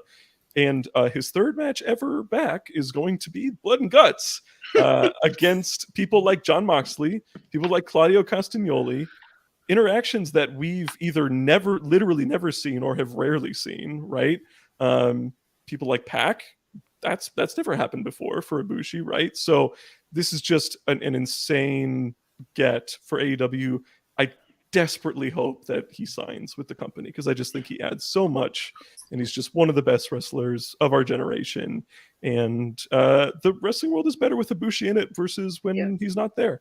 And so I'm just, as a fan of wrestling, not just Japanese wrestling, but all wrestling, I couldn't be happier about this. I'm so excited for next week. It's going to be awesome. A huge get, 100%. Even if it is just for one night only, which I don't think it will be, It never is with the Elite. Yeah, especially like Joe, you've mentioned this a few times over the week. So AEW is so flexible with like their contracts and stuff like that. It wouldn't surprise me at all if he did, sign with Tony. I mean, if you're the booker and Kota Ibushi comes through your doors for a one-off and you have a Wembley show in 6 weeks, I mean, he's the kind of talent I think you're looking to put on that stadium stage. And I understand there's a lot going on with that, but they've got so many big shows. They've got Grand Slam coming up soon. Ibushi's gonna be in play here, I think, for more than just this day. I'm pretty sure of that, honestly. Yeah, there's no way he's not. But Kota Ibushi being Kota Ibushi, you never know. But with the Elite, he's gonna be a one-off. Yeah. I will say this is definitely. Go on, Money Mate. What did you say? I was going to say, like Charlie said, it's usually not a one-off when, you get involved into the Elite stuff, Yeah. Once you're in, you're in. Sekeiura in the comments points out that Ibushi's doing GLEAT next month as well. So he will be doing some Japan stuff. We don't know how permanent that is either. But it's GLEAT. Like they average like 200 attendance to show some real wrestler. I don't know that that's going to be his permanent home. This is definitely an example of like that kind of. It's that old tale that we often forget sometimes. If your work really connects with people, like truly connects with people, they're happy to wait. And it's like I didn't even think about how long it's been. I mean, I knew he hadn't wrestled in a while, but 2 years, 2 matches. But it's like. Look at our conversation today. Look at the conversation online today. It's like, look, they may not want to wait, but they're willing to when it's someone special and they've really connected with their stuff. So it's wonderful. Tremendous stuff. It's like at the point where, where we basically stopped seeing him for the majority of the past 2 years. It's like, he was right there, man. He was literally in like the G1 final versus Okada where, where he fucked up his shoulder really bad. Not long before that, he was double champ, and it's just, and then he was just gone. No, he was just gone. He was injured for all this time, and then all the weirdness happened, and the tweeting, and I remember that. I remember covering that. The balancing. Remember the balancing video? Yes, I do. I remember there was a stretch where Monty wanted to do like these like news pods. And I was going to be the anchor of these programs with Monty, and every day was like, "There's a new Ibushi post." I'm like, "All right, man, what we got?" He was he had a hell of a run, He did. He was special. In more than one way, Just cartoony in a great way that the segment was. Like when Kenny's down, like Mossy's going whole like cartoon villain, like yeah. The case is like that, like the whole villain monologue and shit. And the case is like with a damn tearing around his throat. He's just laughing and cackling like, check the screen, bitch. Absolutely. Everybody's scrambling. Oh shit! And then Hangman and the Bucks come in, do their thing, and Kenny cuts promo at the end. It was so fun in all the great ways it possibly could. I love this iteration of AEW Dynamite Shippuden. But yeah, man, the Golden Elite are all back together, and Blood and Guts is going to be. It always is a spectacle at the very, very least. This one's going to be insane. Ibushi set loose in this sort of environment is definitely wild, Yeah. Especially when you would assume that he's going to be like at least have a little rust on him, He's just going to go out there and just fucking. It's gonna be nuts. He's going to feel the crowd and just go. He's going to move sort off the top of that cage, and it's going to be nuts. The elite team, right? Absolutely. What do you think, Marcus? Comment. Like, I'm so here for him and Claudio interacting in that cage. Yeah, it's going to be crazy. Absolutely. I feel like we, as exciting as the Ibushi part is, the Young Bucks and Kenny Omega are stippling blood and guts too, and I just, that may be crazy in its own right. I'm pretty sure. I don't think they're going to be, passengers on this ride. I think there's going to be some, especially because the blood and guts matches, they take up like an hour of the TV show. Like they're going to have the time to do some insane stuff. All of them, So yeah, I enjoy the ad breaks as well. Because we get it on Fight TV with the picture, and they're just kind of doing like random horse shit. Bleeding all over the place. We don't know who the starting men are, do we? They haven't done. We don't know who's got the advantage either, do we? That's a good question, though. Who do we think it'll be? Well, I know my answer because it's been my Nick answer. Nick and Claudia. Yeah. Yes. The only time when she has something planned out in her head, it's usually right. I mean, not this one. No, they really avoided this. I have no idea who it's going to be. It feels like Claudio will be. So I could see Hangman being in that spot, but I think of the maybe Nick and Claudio. I think of the pop, it may make sense for Matt to start. Because Nick can come in and do his hot tag routine. Yeah. And obviously the rest of that tells itself, It'll be a funny bit if it is just Matt and Claudio instead of Nick and Claudio. It could be like Matt and Newton. Yeah, if he is not, I was going to say cleared. I hope he's cleared. If he's in like good enough shape to go the distance. Yeah. Claudio. He's a savage, he'll be alright. Really, he's a savage. They should have. I mean, you'd have pinned Omega, right, in the main event of Double or Nothing. So yeah, they should. Yes. I would think they would go back to that. Oh yeah, obviously with the matches due to Tony Khan just tweeted just now, due to an injury reported this week, Mark Briscoe cannot be cleared to wrestle at Ring of Honor before this match. That card. No way, that sucks. Oh man. That card. Nick Jackson versus Claudio Castagnoli for the Ring of Honor. Book it, honestly. Did he work at last night's taping or something? I guess he must have, right? I don't know. That's brutal. I don't think he did. I checked the spoilers. I don't recall seeing him. I'll tweet. I don't know what. Tweet Tony, Charlie. Get onto it. All right, let's move on to some super chats before we dive into this ban list. It's sad. AEW. But yeah, Blood and Guts next week's people, and Dynamite in Saskatoon. It was pretty good, pretty good stuff. How am I pronouncing this? DN Maz or Dunmaz? Well, you got both, so $10. Appreciate you very much. Ibushi going to show up at Blood and Guts, take 5 neck bumps and break every new rule, get fired from AEW and show up at an indie show in Idaho the next day. I mean, Real. It's not entirely out the realm of possibility. That's the best thing, I love wrestling. I just looked at, I'm sorry to distract. I appreciate the super chat, but I just what? There are currently 0 matches finalized for Death Before Dishonor. Like now that is it's in 8 days. I'm sorry, I'm making the pitch now official. I don't care about this tournament, but you gotta just do the title for title, do with Joe and Claudio. Yes. Do that. Yep, that's the best thing to do. Because then Mark can win the world title off Joe at Final Battle, which honestly makes more sense anyway, right? Because that's the guy who toppled him. Do that. Like that's because other than that, I mean, put it in your tweet, Charlie. I've already Someone, tweeted. someone DMs Tweet again. Yeah. Uh, I'm aiming for that. we're gonna push this agenda. They don't have a tag title match finalized. They don't have a 6-man title match Bro. finalized. They don't have a pure title match finalized. What the fuck are they doing with the Lucha Bros? Am I What's missing? going Is on? someone injured or something? Am I missing something? Like, Lucha what's- Bros are wrestling in Mexico this weekend. Yeah, I don't know. What the fuck? I know Penta is. I don't know. I haven't seen a match for Ray Phoenix, but QT. Penta being like, "Oh, that's fine. I wouldn't really want to tag Just belts, wrestle- It's just QT Marshall. He won't injure me. God bless. It's gonna work safe. Claudio versus In this Phoenix, ambulance do that match. title for title.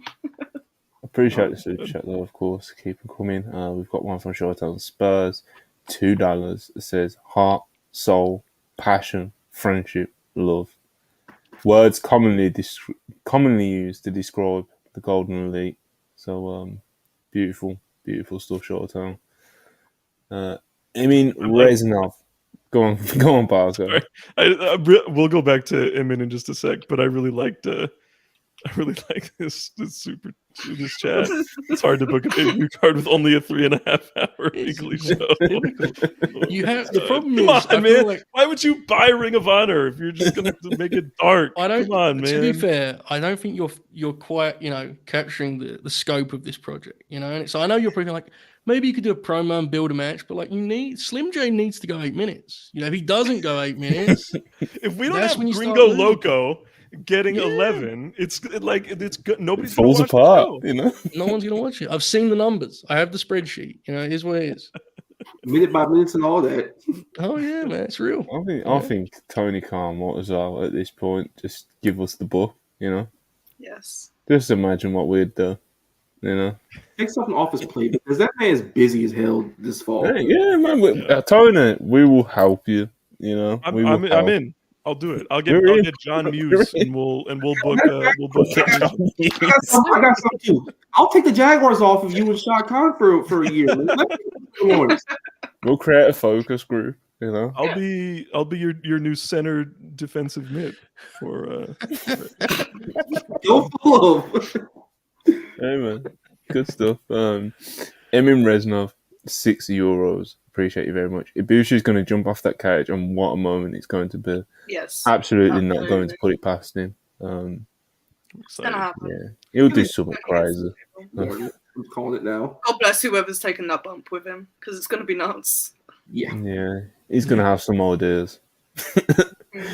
Izura Hart, $5. Appreciate you very much. I will admit, I wish AEW did more 10-man elimination tags. I feel like that would be so much better than what Blood and Guts will be, and I like that stipulation fine.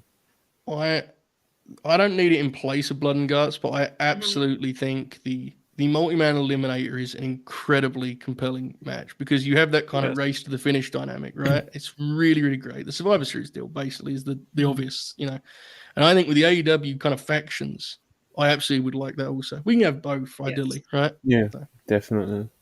Something I think they should. New go Japan into. often does these as Yes. as final build for big time matches, and they're always great. Dragon Gate, interestingly enough, does these quite a bit too, and New it's just Japan- very entertaining. Yeah, They did the deal where you can get eliminated over the top rope too, right? yeah, In and Japan, they so- do the top rope. If you don't want to pin people, that's fine. But Exactly. even like pinning people, like you probably are having somebody get pinned at some point in the build up to a pay per view anyway, so it's fine. Yeah. No, I'm with you. so- I love these. So Sean Ross Sapp has just tweeted that they have learned that Mark Briscoe's injury is a serious knee injury that will likely require surgery. So we're all hoping and wishing him the best, and hopefully he'll be back sooner rather than later, because that's a kick in the balls, Joe.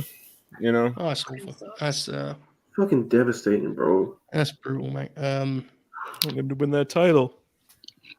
If nothing else, I'm glad that he's got a big time TV contract to sit on while he's recovering, because that Yeah.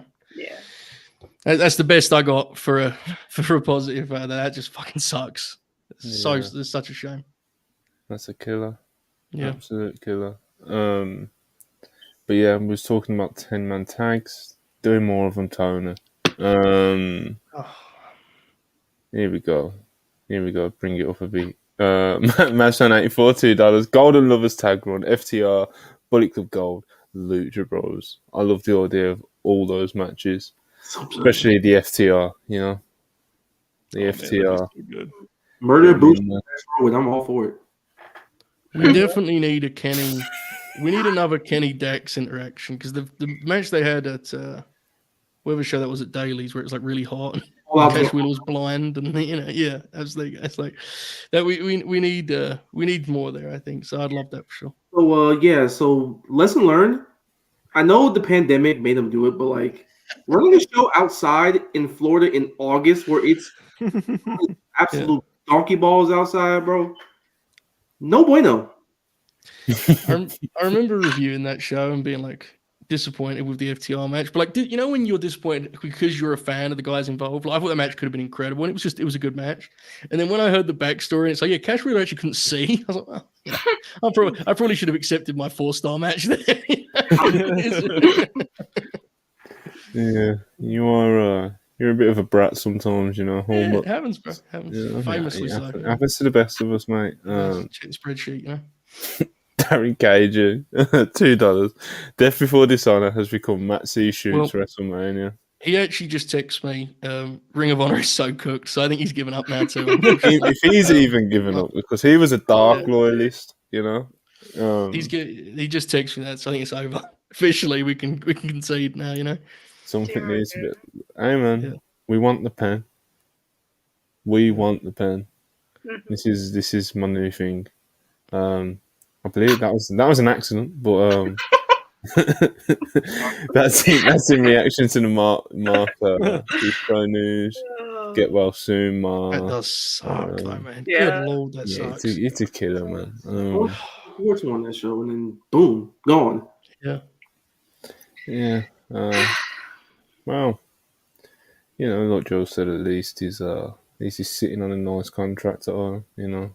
That's the best I had, to be honest, in terms of a positive. He's probably the only one, to be honest, mate. Yeah. All right, let's get into this. This AEW they've updated their safety. I don't know what you call it, but basically they sent out a document and they've banned a bunch of moves and spots, and there's a long list of spots and moves that you can only do if you request permission first. This is according to a Fight for Select report, and basically a document was sent out to all the talent, and this is what's been like outright straight up banned. So on this list there is unprotected chair shots to the head, shots to the back of the head, buckle bombs, and blind moves backwards into the turnbuckle, fencing responses, seizure cells, spitting, bleeding in the crowd, weapons or projectiles in the crowd, taking drinks or food from guests in the crowd, or physical contact with the crowd. Nothing with blood on should be thrown into the crowd. So that's what's been straight up banned. I don't think anything is like overly surprising, you know. Looking at you, but buckle bombs you see quite a lot of, but it doesn't surprise you that they get banned because you are rolling the dice every time you do one, you know. But yeah, that's unprotected chair shots to the head. No one's really surprised about that one, you know. I personally, seizure cells, you know. I reckon like Tony had the list and Sting walked by and he was like, Sting, any hate to this? And he's like, get rid of those fucking buckle bombs, man. Enough with those, you know. And then like, added it to the list and moved on, you know. Anyway, I don't know. I don't think there's nothing that I don't think there's anything that shocked any of you guys, was there? No. On the straight up ban list, you know. There's a couple on the selling side. Fencing responses is a weird one. I mean, yeah. Is it really a weird one? I don't know. Seizure cells, another one. Another one. The seizure cells I get. You don't want to be in a position where like the medical team are like, hold on, do we need to? You know, right. I guess that's because seizures are extremely time sensitive, and you just can't just wait to like double check. Wait to see if he's selling, you know, and he's actually having one. It's like I'm a sicko, but like I get it. You know what I mean? Like it is what it is. Yeah, it's all. Well, to me, and maybe I'm jumping the shark a little bit, but this scene to me like something to do with like TV and something to do with Warner Brothers and things like that. Absolutely. More than anything, just like it's just not like it's the stuff that if probably the average non-wrestling fan flipped their TV to AEW and saw any of this stuff, it'd be pretty weirded out and they'd be like, wow, that's like terrible. That's not for me. That's for like idiots like Hicks or whatever. So yeah. It's also worth noting that while I know he's obviously done it many a time before, Dragon did it against Okada because he had realized he'd fucked his arm up, right? Like if you look at when he does it in the match, it's very clear he's realizing what the injury is and he needs like a moment. So Brian, of course, his first call of offense is, well, just do a seizure, so that'll get him, you know? Yeah, exactly. Well, by the way, I must have bid everyone to do. So the night chopping up with y'all. Absolutely. Always love being on here. Appreciate the fans. I will see y'all soon. Oh, on my personal podcast, The Swamp Inside Florida Athletics, I'll interview number 2 quarterback in the country, DJ Lagway, on there. So as soon as y'all done, y'all be real on them. So Paul Marcos is one of the real special talents here at the WrestlePurists family, you know. And of course, shout out on Purists. Tomorrow maybe. Don't know. We'll see. We'll see what happens there. There'll be updates on the page, you know. But yeah, man. Marcus, appreciate you. Tremendous. Yeah, man. Let's get into kind of there's another list as well which you have to now ask for permission for, whether it's from the coaches, whether it's from whoever, you know. Moves that need to be approved by a coach. Spots on the bump and the ring apron on the outside. Table, ladder, chair spots in and out of the ring.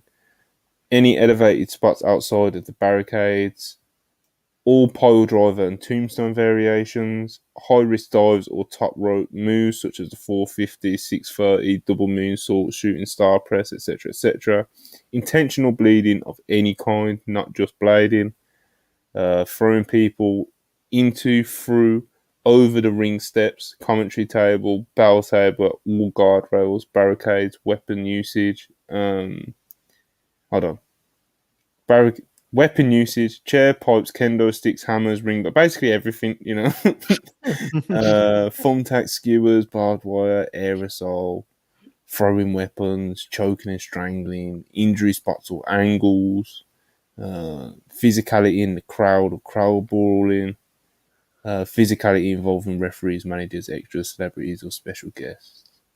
So that's kind of the you've got to ask this, you know. Yeah.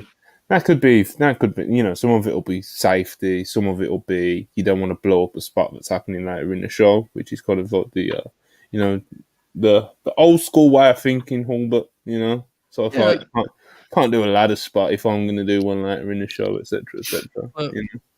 In fear of sounding like a boring old fella, a lot of that to me just sounds like growing up as a promotion. Like, I think it's totally reasonable to like, you know, because let's be real, it isn't going to be John Moxley asking Pat Buck if he can do a pile driver, is it? It's, you know, it's a matter of whether the underneath guys can and should. It's better, not can, should. Should they be doing that in their match? And while there is certainly fun to just kind of, well, let the guys go there and do their thing, it's like, I think it's the right move at the right time. We talked yesterday about it's very clear AEW is moving into a new era now. They've got a new TV show. They're about to announce their new TV deal. And these are the things that come with that. And it's like, I have some of the reaction to it. I just think it's ridiculous because, quite frankly, if this wasn't, you know, put in the press, I don't think people would even notice, to be totally honest. You know, but it's out there. And so now it's a conversation. It's like, to me, it's like, it would be in real. It probably should have been in place previously, but I'm glad it's there now. It's the right thing. If you have 15 coaches on your roster, they could probably be doing something to be totally real, you know. Oh, so yeah, definitely. I'm for it, absolutely. But yeah, Parker, the coaches have got a little bit more to do. Seems like a step in the positive direction of, you know, like Joe said, growing up a bit more professionalism and maybe hinting at a future big deal with Warner Brother. But one of my biggest, like, I love AEW, but one of my biggest problems with just like the structure of the organization as a whole is the wrestlers just kind of do whatever the fuck they want a lot of the time. You know what I mean? Like and not just in wrestling, it's in like how they conduct themselves backstage, because we are lucky enough to have some pretty good insight into a lot of that. And it's just like not how a functional company operates a lot of the time, with an actual organization of employees and superiors and subordinates and everything like that. And so I think this is good. Like, just keeping the consistency. I like that there seems to be a bit more of a hierarchy now on who is able to make certain calls on things and who isn't. It's going to be a big test for TK to see whether he's able to like sort of lay the hammer down on some of this stuff, because there are going to be wrestlers who just go out and ignore this. Especially, one thing if it's one thing if it's Moxley who does it because that's kind of his thing, or someone like that. But if it's some undercard guy, if it's Roosh, right? If Roosh goes out there and it's just like, screw this, I'm doing what I want to do, as he's been want to do in his career. What's going to happen after that? I think is going to be a big question that TK is going to have to interact with at some point, and he's going to have a plan in place. So I think this is all good. This is all solid. I think Ibu made a good point that was kind of along the lines of what Joe just said, which is that if your favorite wrestler is good enough, you probably won't notice a thing. Because you shouldn't need to rely on these very specific extreme things to get over or do whatever you need to do or get across what you need to get across. So anyway, long story short, I like the hierarchy. I like that we're letting writers and people who actually have the creative minds for this, like coaches and things like that, being the ones, match agents to actually lay things out, leaving it a little bit less to the wrestlers, who are then asked to be like, hey, you go put on a show out there, just do it under the structure. Yeah, it's like I said, more of a step in the right direction, it seems. Maybe hinting at the TV deal potentially coming up soon as well. And especially, it's funny how you mentioned Rouge, because you think of Rouge matches and he's probably going to ask for permission now. Well, he's going to need to ask for permission for 50% of it, Rouge, stuff on the outside, the strangling, the blood. He hits pile drivers a lot unannounced. He chokes people a lot.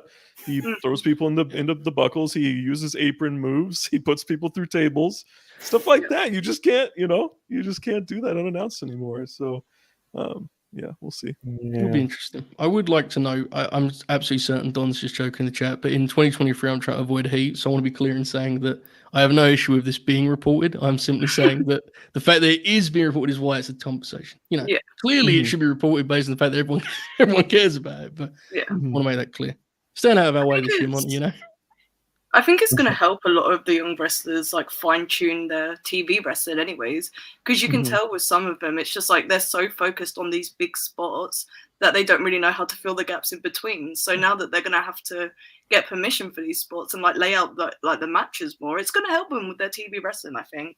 And like, it's good for the TV deal. Like, I just see it all as a positive, honestly. Absolutely. There's a lot of kind of cliches that are understandably dismissed because some of the voices that say them shouldn't be listened to at this point. Yeah. But there is truth to you absolutely should be considering every moment of your TV time, especially if you're an underneath guy, right? And more than doing 100 of these things that were listed out, maybe you make one thing your spot now because you're more restricted. And more times than not, that will go over better anyway. A good example is AR Fox, who's more of a veteran and understood this. He made a point of getting over his dive, right? The one where he goes inside out on off the top rope to the floor. He made an absolute point of that being like his go-to TV spot, and the people started reacting to it as he was on TV for a while there. It's like, sometimes you're better off doing that than doing 101 things and sort of saying pick, So it's absolutely a positive step, I think, that kind of attitude. Yeah, we'll see. Kind of. I just think back to me as a fan of AEW, the most disappointed and checked out of the promotion I've ever been was in the wake of Brawl Out, and then the Andrade Sammy stuff, and then you hear about Eddie Kingston backstage and all this type of stuff that's going on, and everybody just kind of being a freak, right? And I think if there are rules in place that are like and legitimate, I don't want to say consequences, because I'm not like a boss bootlicker who's like, you just need to always listen to your boss under every circumstance. You know what I mean? But if you want to run a successful TV show, as in anything, you should probably listen to what the writers and the showrunners have to say, right? I don't want to quote Chris Jericho on the show often, but I'm going to do it here. Oh no! There was one press conference where he kind of talks about some of the guys need to realize just how big of an opportunity this is. He's right, folks. I don't want to be dramatic, but let's be real. There isn't another Tony Khan entering pro wrestling. A guy with his family's wealth that has his fandom of the industry. Take this thing seriously. This is the industry's best shot at there being a true competitor in the marketplace, and we have that thus far. And I certainly think everyone has a role to play in that. And again, I don't want to be the bootlicker guy because I think Parker and I agree on that attitude as wrestling fans. But there is a thing of like, try and stay out of trouble with some of this stuff. It's best for everyone, man. It really is. But I don't know. Wrestlers will be wrestlers. Yeah, they're always going to kind of like shoot themselves in the foot. It's very pro wrestling to do that, So, oh my God! Look who's back, Parker. Regal. It's been months. Wow, it's been months, Regal. Should I read this? Yes, do it in the famous Regal voice. $4.99. Parker, my delicious cup of hot chai with marshmallows. I have missed you. I support the Teachers Union, Parker. Please tune in to Dumb Guy Live on Tuesdays. Oh, Regal, you button you. Love it, you cheeky sausage. This is just 4 British podcasters, just that's right. Yeah. doing what we do, What a combo. Speaking of water, firstly, mate.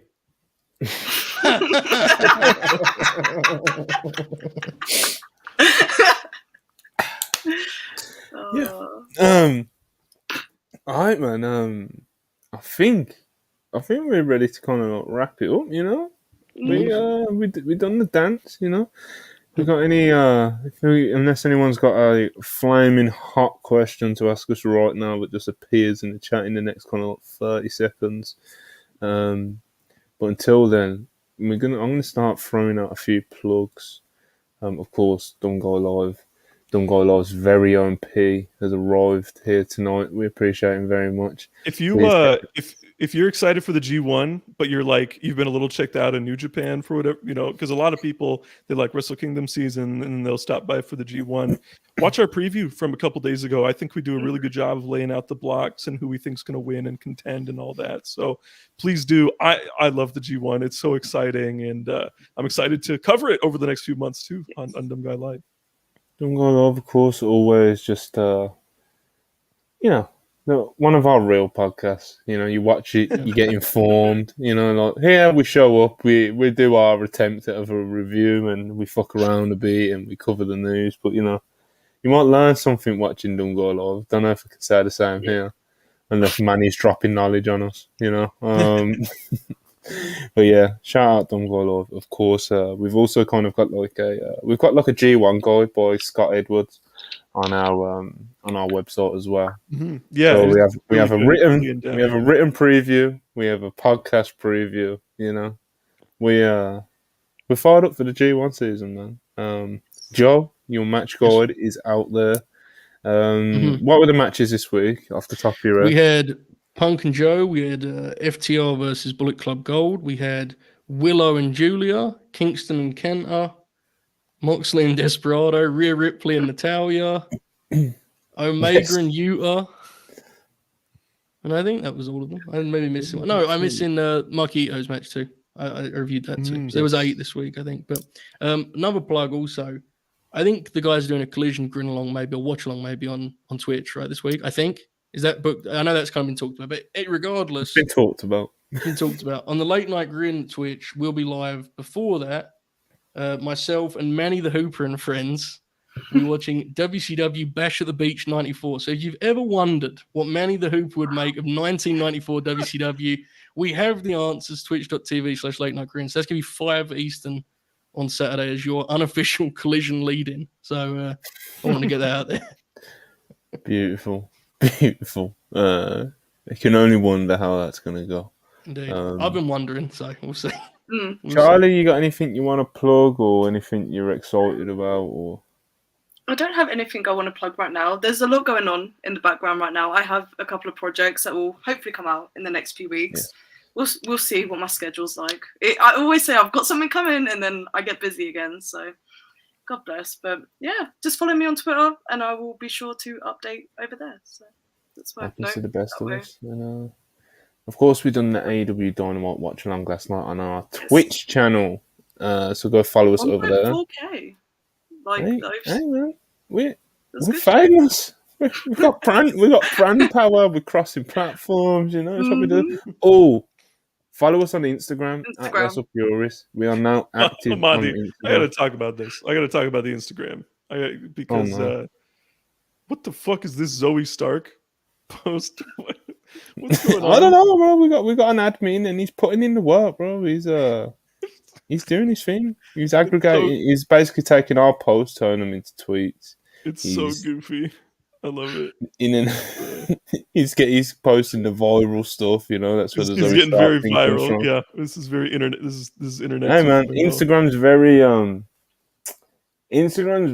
shallow compared to what we're used to over on like Twitter. Oh yeah, very deep. So it's very just like Twitter's got some very. Instagram's just like boom viral in your face, you know, and hey man, I can't put him down because he started posting 6 hours ago, and we are 1, 2, 3, 4, 5, 6, 7, 8, 9, 10. We're not 12 posted, you know. Wow, jeez. No, 11. Sorry, 11 posts and a bunch of stories. So we are very active on our Instagram page, and you know, if you're an Instagram person and not a Twitter person, go give us a follow because you're gonna get a lot of the similar content, but a bit more viral, as Parker politely pointed out. But yeah, man, follow us on there, Twitch, like the video, because I haven't plugged that enough, so we're probably going to end up with like 10 likes on this video, but please like the video if you're still here and you're stuck with us throughout this. We appreciate very, very much. We appreciate all the super chats as well. Please turn on our post notifications and subscribe if you haven't already, because if you've been with us for almost 2 hours and you haven't subscribed yet, then I have to question, what are you doing, you know? But God bless you all. Thanks for watching, and we will be back maybe tomorrow, maybe a collision watch along, maybe, I don't know, you know. But keep an eye on the Twitter page. Yeah. Peace.